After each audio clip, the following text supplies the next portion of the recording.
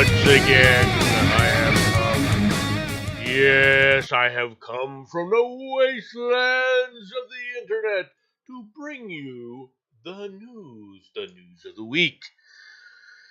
And this is obviously much earlier than I normally do this. It is now college football season. All right, so I'm going to start doing these a little bit earlier in the day. I apologize for those people who enjoy me doing this live. This will probably be. This is just. We'll see how this goes. Okay. There's a lot of news to it, but at the same time, there's not much news, and there's things to discuss. And I know that a lot of the news is somewhat dated in the sense that other people have already spoken on it. Well, other people have spoken on it, but I haven't. And I think that I have a much more erudite take on the news than what you're going to hear from most people because most people don't think. And I'm not trying to blow up myself. I'm just pointing out the fact that a vast majority of these people that you see on the news and the commentators on the news, they don't really think. All they do is emote. Have you ever noticed that? If you go to Fox News, if you go to CNBC or MSNBC or it's MS Now, I guess it is now, ABC, CBS, you see the commentators, CNN, you see the commentators' emotions. You don't see real analysis. You don't see other perspectives on things. And when I get through, I think you'll understand. Let's get started, shall we? Portuguese president calls Trump Soviet or Russian agent. President of Portugal, Marcelo Rebelo de Sousa, made a harsh statement about U.S. President Donald Trump. In his opinion, the American leader is objectively a Soviet or Russian agent, reports Euronews. The supreme leader of the world's largest superpower is objectively a Soviet or Russian asset, said de Sousa on August 27th during a speech at the Castello di Vidi. Trump's effort to present himself as the main mediator reconciling Ukraine and Russia did not make a good impression on the Portuguese president. De Sousa noted that Trump's attempt to settle the war were not beneficial for Ukraine. Objectively, the new U.S. leadership strategically contributed to Russia, he added. Okay, first of all, this is nonsensical because the Ukraine doesn't exist right now if it isn't for the U.S. support.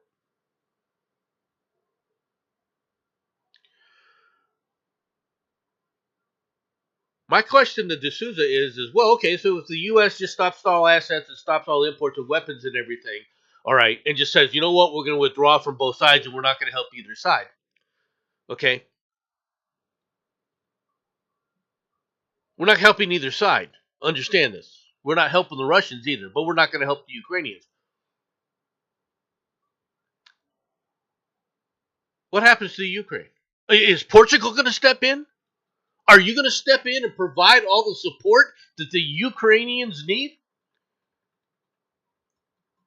You see, there's no appreciation from anyone in the EU of U.S. support for Ukraine.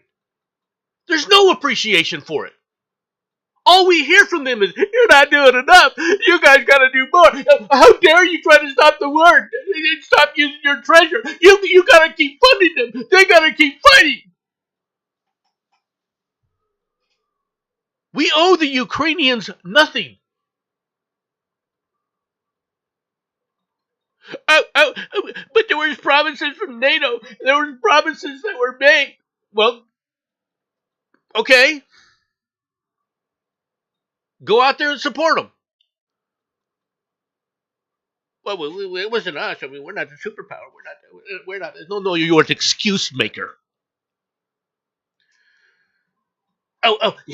he puts on sanctions and he waffles on sanctions. What more sanctions do you want from the United States on Russia? There's two people who in the U.S. have been making some real noise, all right, that are on the right.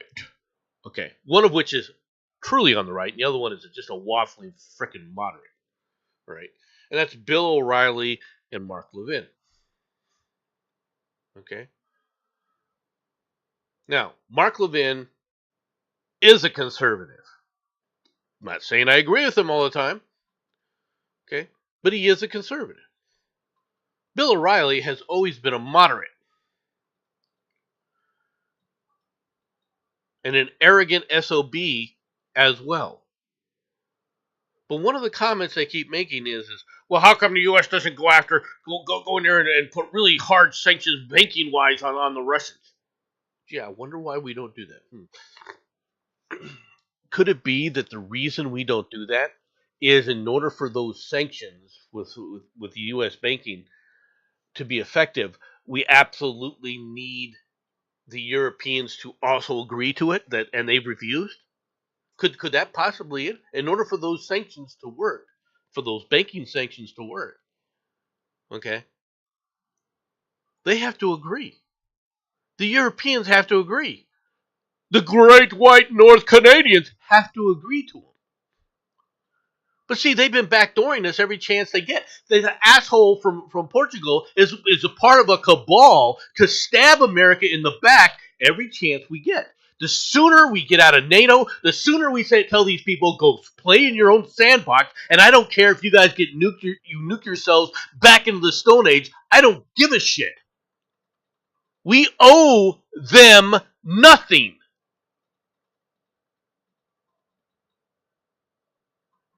This guy's treatment of the United States. Oh, he's a Russian agent because he's not helping the Ukrainians enough.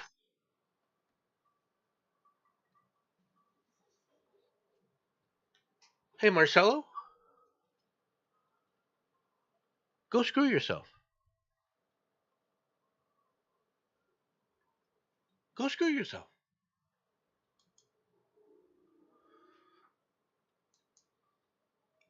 Gun down horror.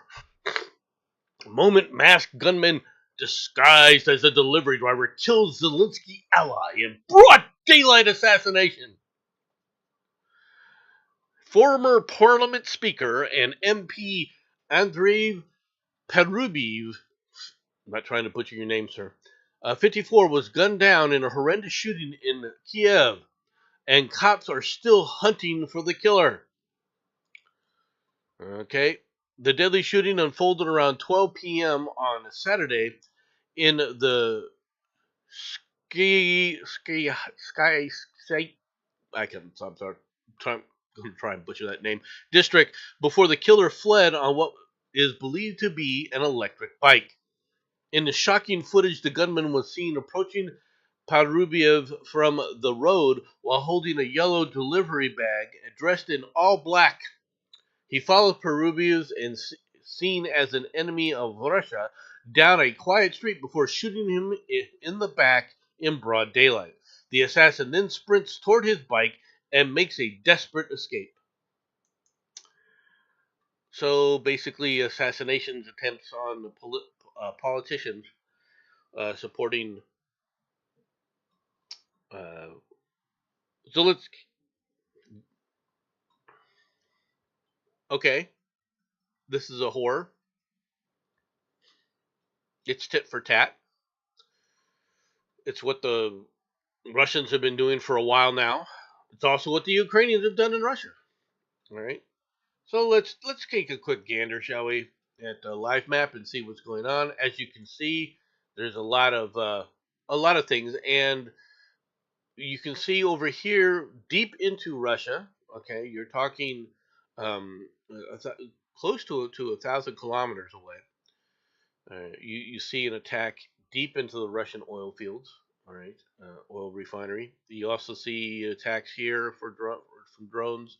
There was a drone attack on a gunpowder plant All right, more drone attacks across here. Meanwhile, inside of where things are going now, uh, Zaporizhzhia or Dnipro rather was heavily hit. Okay, as the Russians continue to push. All right, along this line of advance, you can see that they are now claiming another region of full control, while they are slowly closing this pocket here. All right, they've made some significant inroads here. All right, as you can tell. Here you're seeing fighting sporadic, and this is going to be basically house to house type fighting, the most horrific kind of fighting there is. And then over here, this pocket is almost completely finished at this point. However, what you're also seeing is this area here, which is recently uh, shown to be under Russian control, and you're seeing deep fighting inside of here. Okay, now why is this? All right, this could be for two reasons. I don't know which one is the most accurate. It could be that the Ukrainians are trying to push through here, all right, to try and take back some of this land that has now been seized by the Russians. Or it could be that these are the remnants of the Ukrainian forces and this is a mop up operation. Okay, to be honest, I kind of lean toward this is a mop up operation. Okay, I'm just what my expectation is on this. All right. Uh, a lot of activity here, right? I don't know how serious this is, but it's an attempt to get into this forested region, I think, all right, so that they can try to get around these swamps up here. All right, this forested region, if they can get into here, provides a lot of cover, all right, for their forces, and it's what the Ukrainians have been using, all right, to protect its forces from attacks from the Russians. Okay, up here, just the standard. I don't know real if there's anything kind of real push going on through, but standard kind of push. Okay, there was like I said down here. There was a massive attack here, and in Zaporizhzhia, you can see that there is a lot of bombing and so forth coming into here. My guess is that Putin is going to his big goal is to get to this river, the Dnieper River, to try to establish a border along those lines. Okay. At some point, I suspect he's going to really make a push toward Kharkiv. Right. He failed to take Kharkiv the first time, but I suspect that that's where his attempt is going to be. All right. Over in Israel and Palestine, the push continues down here, and you're basically seeing the push into Gaza City. All right. UNRWA, right, which is a Hamas organization for all intents and purposes. More than 500,000 people are currently hungry in Gaza.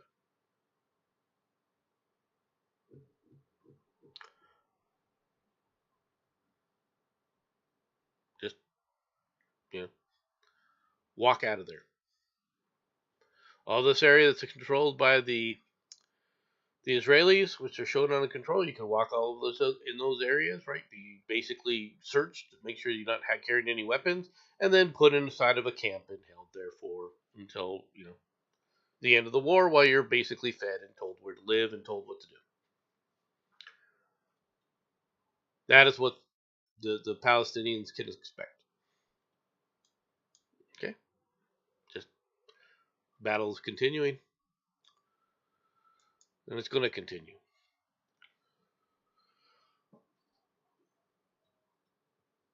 From Xinhua News, which is the Chinese agency, the Israeli Defense Forces said on Friday that the recovered body of an Israeli hostage from the Gaza Strip, as it's pushed ahead with its offensive in the city. All right, the hostage was identified as Ian Weiss, 55, from the village of Benir, near the Gaza Strip border. His wife and daughter were abducted by Hamas-led attacks on October 7th and were released alive 50 days in captivity as part of the ceasefire hostage deal. But of course, they killed the father. The recovery operation was carried out by the IDF's Southern Command in coordination with the IDF Intelligence Directorate, the Shin Bet Domestic Security Agency, the Hostages and Missing Persons Headquarters, and other special forces. The IDF added that findings linked to another deceased hostage whose name has not yet been cleared for publication were also retrieved and confirmed, because the rest of the hostages are probably close to being dead, so the majority of them. Hamas has said that they would release all the hostages, and of course they never do. Nearly 50 hostages are still held in Gaza, with around 20 believed to be alive. I think the 20 is optimistic. Earlier in the day, the IDF announced the suspension of daily pauses in fighting, which allowed humanitarian aid to enter the famine-hit city. They never should have agreed to stop the offensive, period. Right now, the world is seeing what the Palestinians are truly made of. They would rather their children starve than get rid of Hamas. They would rather martyr their children by slow starvation than remove murderous savages who intentionally target and butcher children.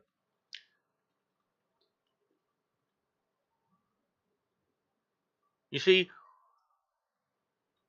idiots, all right, and I include Jeremy in this case, all right, from the quartering. Idiots want to play the game of, both sides are bad. A pox on both sides. La, la, la, la, la, la. Like that's going to solve anything. As if there's an immoral equivalence between them.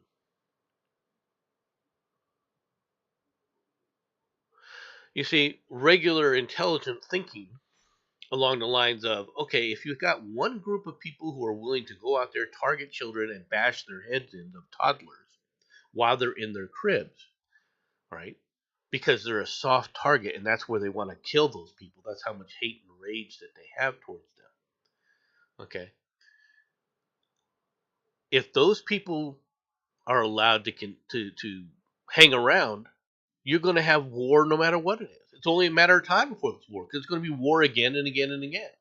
Now, if you're going to say that that's equivalent to the people who are trying to kill those butchers and aren't deterred by the fact that they hide behind children while they're trying to kill them, so some children end up dead, that's an equivalence, you're an idiot. That's why I call you, Jeremy, an idiot.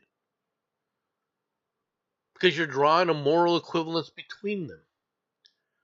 And to say, well, there's a solution here that's not entered in violence, let me know what it is. And if you start playing the game, well, they were oppressed and they were this and they were that.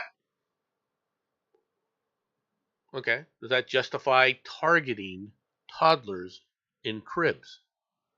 See, they think like you do. You're trying to explain their thinking when there is no explaining their thinking. They don't think like you do, Jeremy. They don't analyze things the way you do because culturally they're not the same. You're trying to come back with, all people are the same. La, la, la, la, la, la. Bullshit. It's not. While that 12th century cultural mentality is maintained within the Middle East, this place will always be a hellhole. Period. It's not that it won't advance, it can't advance. Not with the 12th century cultural mentality. So you either convince these people to give up their freaking cultural mentality, and I'm not talking their religion, I'm talking about cultural mentality. All right, although the religion underpins a lot of it. But they're going to have to change.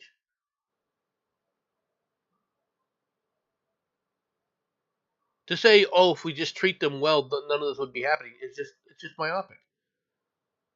It's just stupid. It's freaking wishful thinking, Jeremy.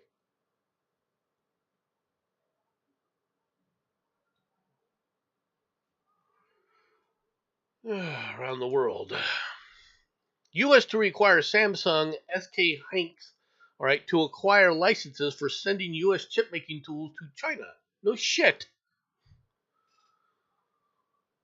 U.S. Commerce Department announced a plan Friday to strip South Korean tech firms Samsung Electronics Incorporated and SK Hynix Incorporated of validated end user status, a move that will require them to secure licenses for sending certain U.S. chip making equipment to their plants in China. We should ban this entirely.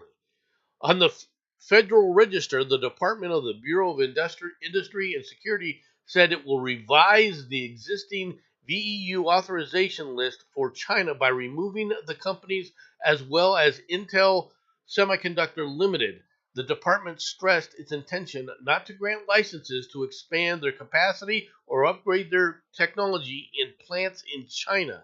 During the previous Biden administration, Samsung Electronics were designated as VEU, a status that reduces the licensing burden from the company. Once again, the traitor is Biden administration, and we're going to be talking more about that in a minute, a little bit later in another story. But this is the reaction.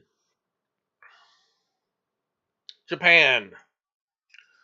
Japan government releases Mount Fuji eruption scenario video, impact of ashfall. The Japanese government has released a simulated video footage of a large Mount Fuji eruption, predicting its impact, including ashfall, in an effort to better prepare people for such a disaster scenario. The 10-minute video uses computer graphics to depict scenes after an eruption on the scale equivalent to the last confirmed blast in 1707. It warns that the power supplies, sewage systems, and road and railways would be among the infrastructure affected. The video featured a potential disaster at the 3,776 meter peak, Japan's tallest, and can be viewed from the Cabinet Office website, and comes as the country observes the Volcanic Disaster Preparedness Awareness Day on August 26th.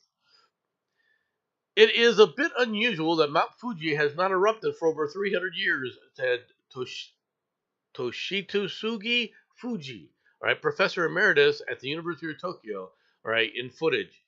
On average, Mount Fuji erupts once every 30 years, he says. If there is a massive eruption in Mount Fuji, all right, first of all, they're saying, well, if it erupts on the scale of 1707, which, okay, large eruption, but what if it's bigger? What if it's on the scale of, I don't know, Mount St. Helens? Okay? Just putting it out there, okay? Right? If it's a Mount St. Helens disaster, it's going to be bad. It'll be interesting. Hope it doesn't happen. All right? But there's a lot of earthquakes been happening around the world. A lot of work, a lot of other things. So, I mean, who knows? Who knows? We'll have to wait and see how things, as they say, play out.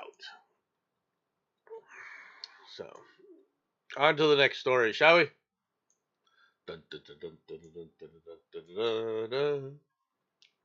Brazil! Brazil seeks new markets as U.S. tariffs hits exporters. Ding, ding, ding, ding, ding, ding, ding, ding. Brazil is negotiating with the United States to roll back a 50% tariff on Brazilian goods while also working to diversify its export markets. Good luck. Brazilian Foreign Trade Secretary Tatiana Perez, said on Tuesday, Speaking in a seminar organized by the Federation of Industries of Sao Paulo and the Council of Americas, Perez said the government is focused on both talks with Washington and supporting companies affected by the new tariffs.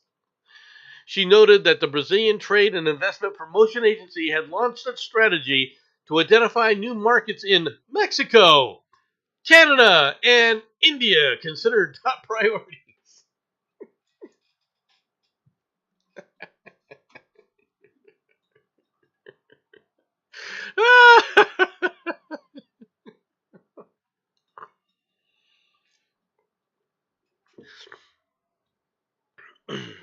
You're going to trade with Mexico, where Mexico's biggest export to the United States is their people, where it's estimated a quarter of their entire population lives in the United States right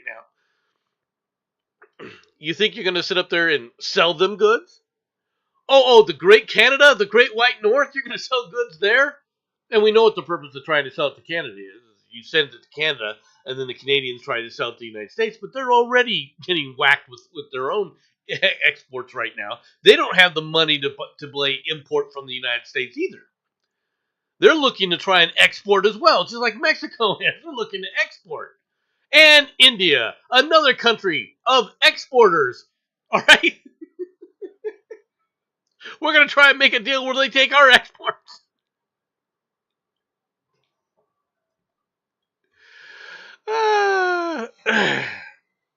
Enjoy, Brazil.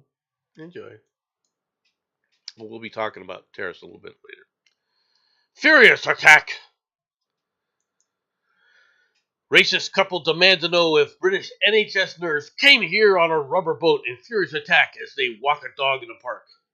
A couple launched a vile racist tirade against a British NHS nurse during a shocking attack as they walked their dog in the park of West Yorkshire. The couple, believed to be in their 60s, demanded to know if the nurse, who has worked for the NHS for 12 years, all right, came here on a rubber boat and hurled water and grabbed her hair during the assault on the Manor Heath Park in Halifax on Thursday. Apple Moore from Huddersfield was racially abused along with her parents and 6 and 11-year-old daughters after she asked the couple to control their dog, which made their youngest daughter feel unsafe and scared. In other words, you brazenly ran up and yelled at them going, "You're scaring my daughter. How dare you do that?" And you didn't expect any kind of response back.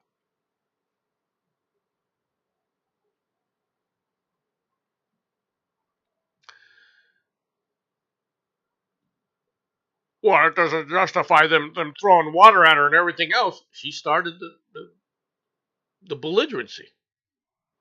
They told her to leave. Well, there's nothing wrong with our dog. It's barking at my daughter. If the dog had attacked her, they'd have a reason to sit up there and make a comment, right? But if my daughter feels unsafe because there's a dog there, that's a your problem. That's a you problem. Period. Control your dog.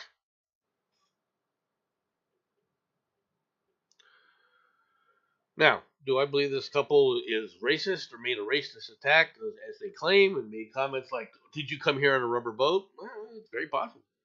Do I find that worse than? Do I find that really, beyond the pale? No, I don't. I really don't. It's not a big deal. No reason to even try and make it a big deal because it's not one. It's not a big deal. And yet somehow it made a major newspaper. Oh, she's protected because she's an NHS worker. Well, what does that tell you? Perhaps the NHS is hiring the wrong people. Just asking, putting this out. In a vicious move, Trump cancels Kamala Harris's Secret Service detail. All right, that was extended by undisclosed Biden order. President Donald Trump revoked Kamala Harris's Secret Service protection on Thursday, according to a copy of a letter reviewed by CNN. Oh, that evil orange Führer, the Cheeto Führer. Right? Former presidents receive Secret Service protection for life. Harris, as a former vice president, received 6 months of protection after leaving office, according to federal law. That period ended on July 21st. However, her protection had been extended for an additional year via a directive not made public until now, signed by then President Joe Biden shortly before leaving office, according to people familiar with the undisclosed arrangement. Oh, how could the Cheeto Fuhrer sit up there and sit up there and say, you know what, you're going to listen to the law, we're not going to waste money. It's giving her, providing her protection is necessary because she's such a figure and she's under threat. She can afford her own detail. I don't have to fit the bill for it. This woman has stolen enough from the American people. She is one of the richest women in the country. Okay? She can afford to purchase her own security detail. And yet nobody says that to these people. Nobody, they've had these things on there, Trump's just doing it because he's being petty and being this. There was a freaking order, all right, it's never been done. She's trying to get extra privileges, and you see it as, Trump's he's being petty. He's being petty. No, he's not. He's protecting the American people's treasury from the frickin' abuse of the Biden administration and people like you who think that, it's okay no matter what the Democrats do, no matter how much treasure from the American people they steal.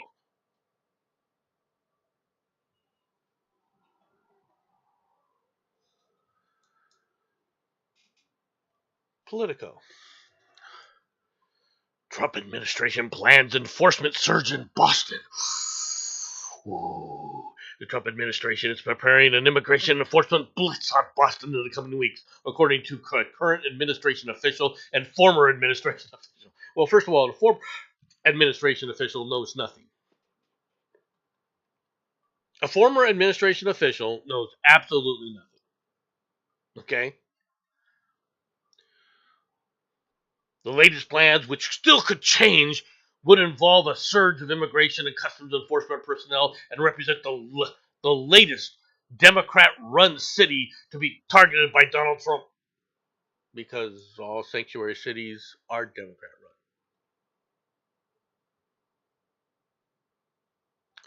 And this is the problem. And they're going to go in there, and they're going to go in there and grab a bunch of people.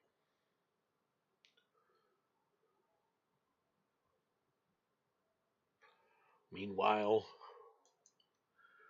CDC implosion continues as staff stage unprecedented walkout. The real-time collapse of the Centers for Disease Control and Prevention was picked up the pace following the government's attempted firing. No, it wasn't attempted firing. It was firing. And pressuring of several CDC officials to step down this week. The CDC staff staged a dramatic display of support for its departing leaders this afternoon. The action was a direct response to the Trump administration's recent meddling, all right, at the once well-respected health agency.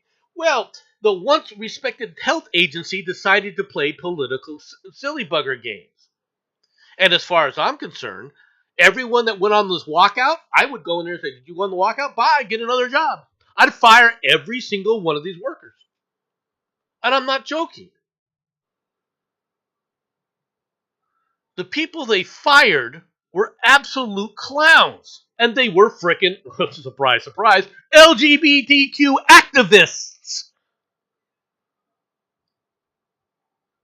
In fact, one of the guys who got fired went on Twitter and displayed his shirt opening, all right, along with satanic ritual tattoos on his body, in a bondage suit. Surprise, surprise. I'm a doctor. You're a loon. And then you went on a tirade, an LGBTQ tirade, about your firing. And then tried to say, but I'm not political.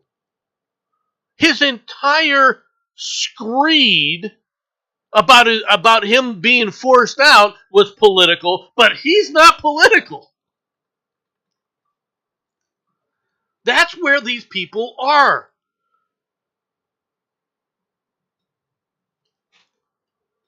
They are so deluded.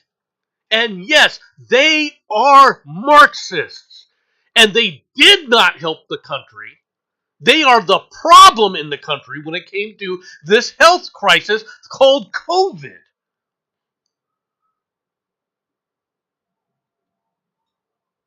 And I know people don't want to hear that.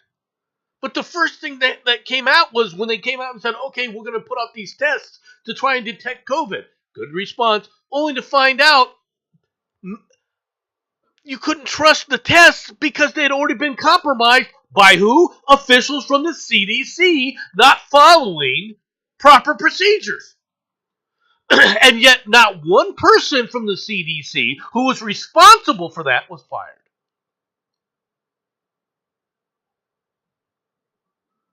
It was one of the things that during the first Trump administration I was screaming about.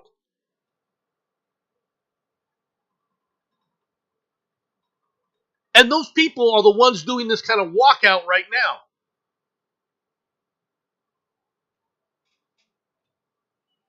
These people need to be held accountable for their deceit and disgusting actions, which were purely political.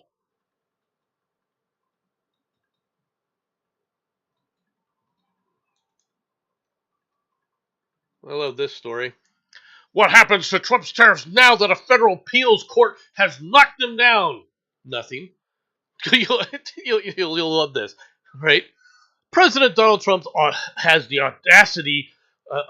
audaciously claimed virtually unlimited power to bypass Congress and impose sweeping taxes on foreign products. Now an appeals court has thrown a roadblock in his path. Well, they haven't. All right.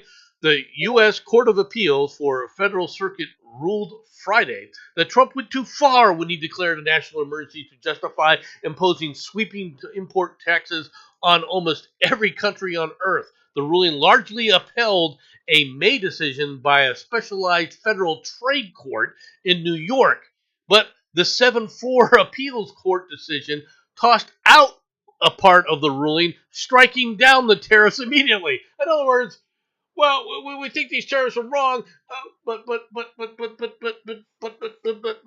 you know, we're going to hold off until you go to the Supreme Court. Kick the can down the road.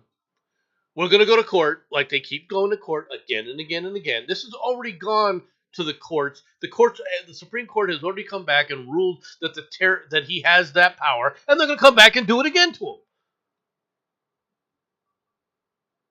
At some point, though, in order to gain back the trust of the people, okay, the Supreme Court is going to have to start punishing and taking punitive action against these justices.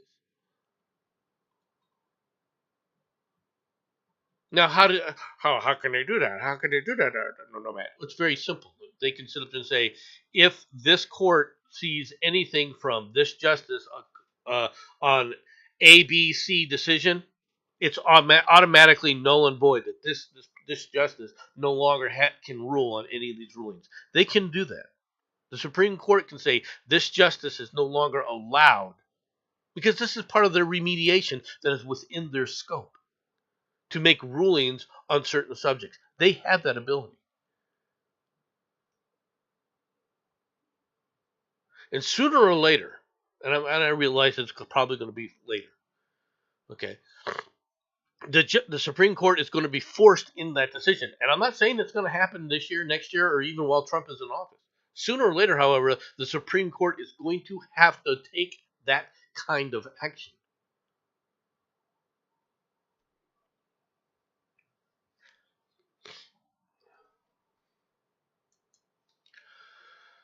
Customer tried to kidnap bikini barista.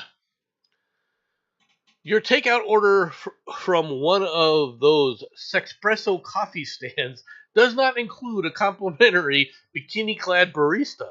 The 19-year-old Washington State man is facing a kidnapping charge for allegedly trying to pull a female employee out of the drive through window of the Ladybug Bikini Espresso stand and into his vehicle, according to a police report. Investigators allege that Ezekiel Guerrero drove to a 24-hour coffee shop earlier this month, placed a 2:15 a.m. drink order with a female worker on duty. The business is located in Lakewood, a suburb of Tacoma, which is where Guerrero, seen at the right, resides. While preparing Guerrero's drink, the victim said that she exchanged small talk with a customer who was wearing a blue hat, a Los Angeles Dodgers jersey, and designer jeans. The woman said she handed Guerrero a clipboard with a receipt that he needed that needed his signature. When Guerrero subsequently partially extended the clipboard back to the barista, she reached out to accept it. That is when Guerrero allegedly grabbed the victim by the arm and attempted to pull her through the window toward his car.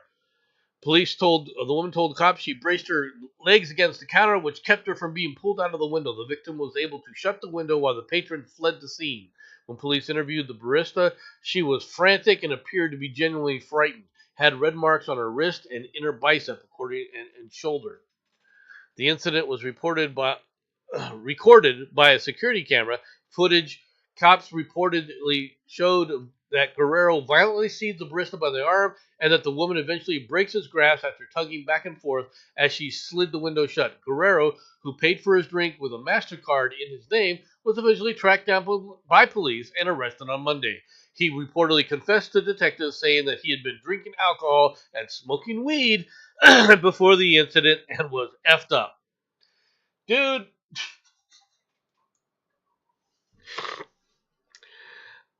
you shouldn't have said a thing, dude.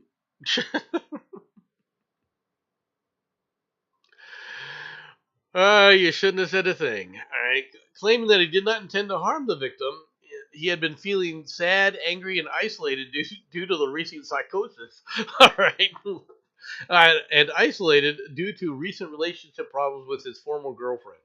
And he said he went to the Ladybug to see a pretty girl. Investigators reported that Guerrero recognized that his behavior was impulsive, denied having any anger or hatred toward the women in general, and maintained his conduct did not reflect his character.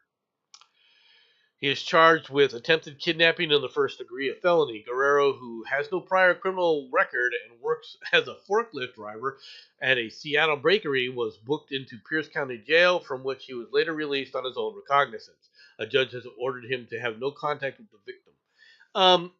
You're charging him with attempted kidnapping. I don't think releasing him on his own recognizance is what you should be doing.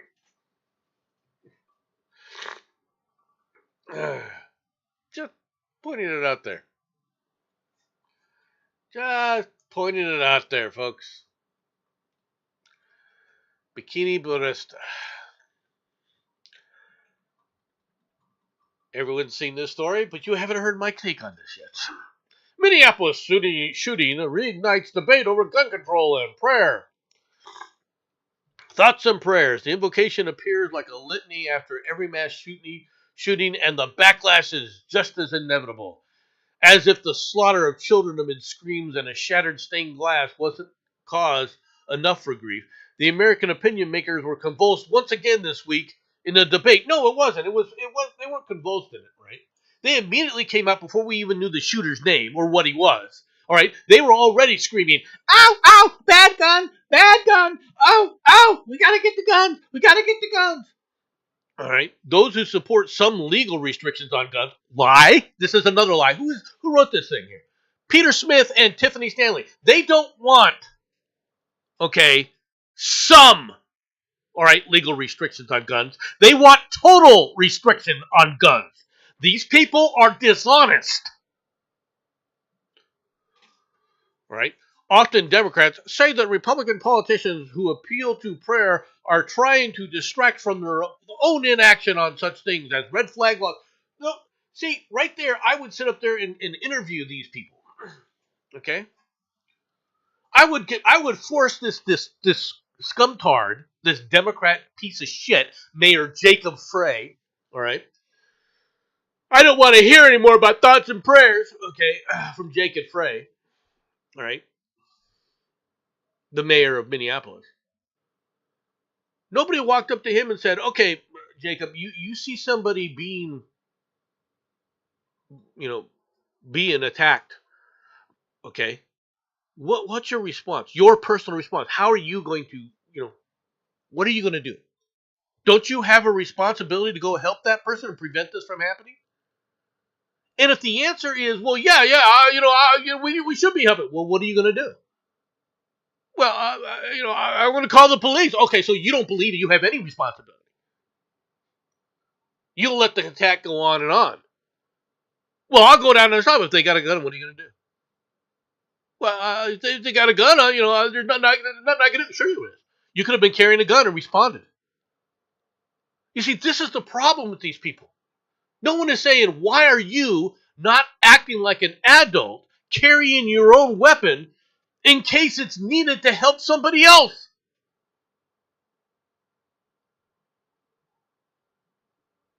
Furthermore, it was Jacob, all right, and I would ask him, well, don't you think that you helped cause this incident? You're the one who kept talking about how these evil people who disagree with the trans right need to be eliminated. That these are heinous people equal to Nazis in your mind. You have said this, Mr. Frey. Or Fry, or whatever you pronounce your name.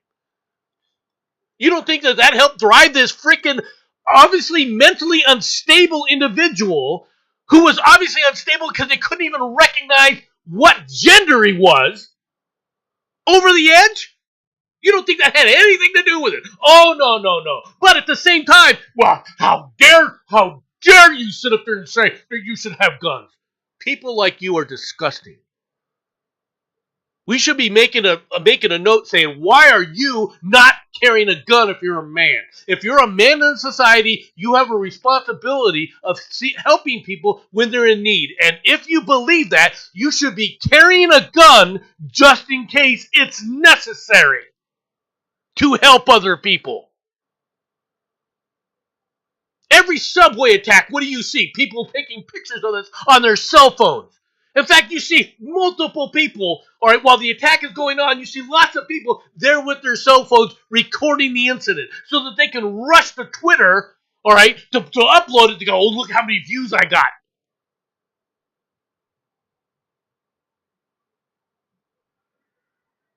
But they don't think they have any responsibility to actually help somebody in trouble. And that's who this guy is too. He's a POS. And this is another thing where so a Christian is under attack. Christians get wiped out, all right? And Fry's like, okay, well, they deserved it. I don't want to hear anything about prayer. That's his attitude.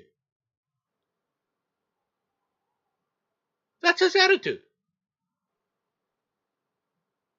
He's going to do nothing to protect the Christians because it's open season on them, especially Catholics.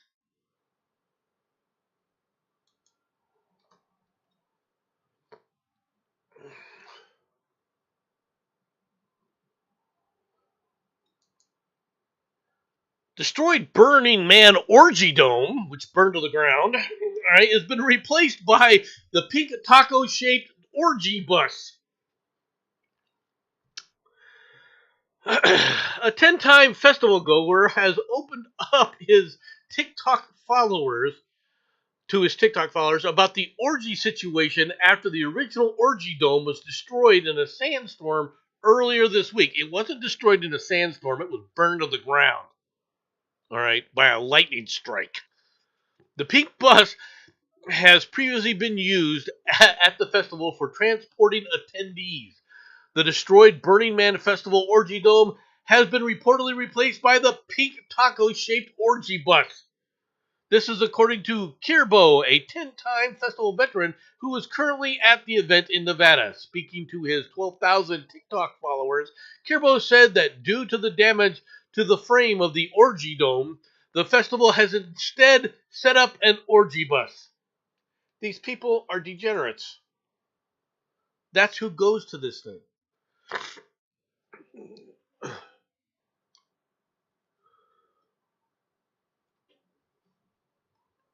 Kerbal posted about the Orgy Dome last year, explaining how for 9 years he had been rejected from entering the infamous tent.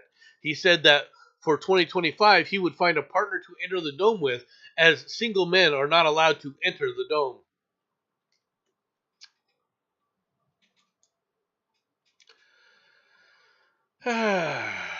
New York City's Central Park playground overrun by brazen rats, all right, who raid even baby carriages. New York City is losing the rat war in its iconic green space, where the vermin are so brazen they routinely raid baby strollers for snacks at a besieged playground for toddlers, the Post found.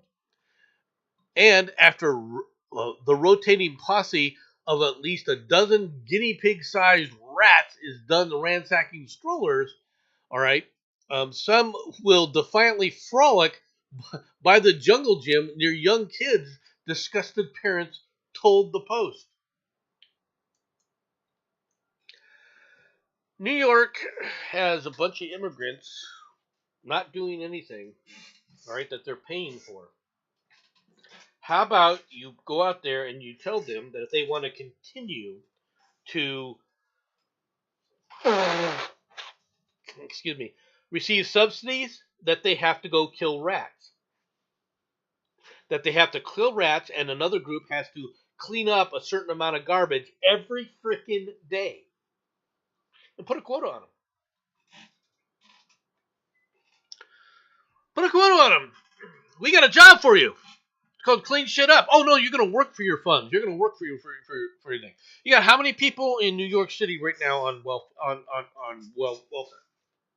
How many of those people are able-bodied adults, all right, receiving some kind of federal funding?